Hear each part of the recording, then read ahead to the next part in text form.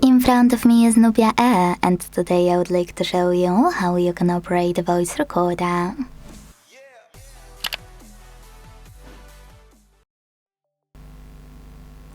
Don't worry, you don't need to download any recorder app because your NUBIA already has one.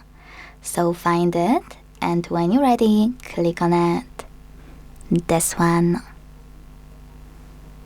Now you can tap on this icon next to voice to text to enable or disable it, and to start recording use this blue button at the bottom.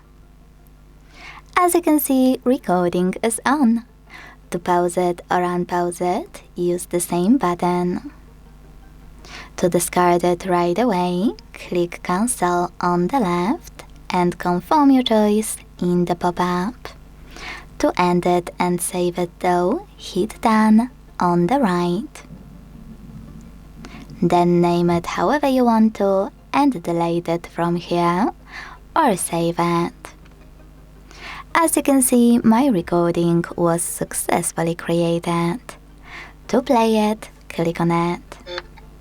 To manage it, which is my favorite part, you can either use all of those options here, like skip silence, speed, pick the best one for you, and edit. By tapping on edit, you can pick a part of your recording and hit trim. Then save it and tap on save. You'll be able to find it as a copy on your list. Most people miss that you can also use those icons at the top right corner. By tapping on a speaker, you can change those modes. By tapping on those three dots at the top right corner, you can either hit voice to text or share recording.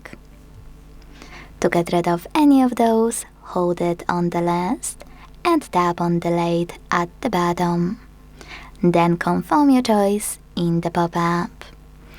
Remember that you can also operate all of those options, like rename.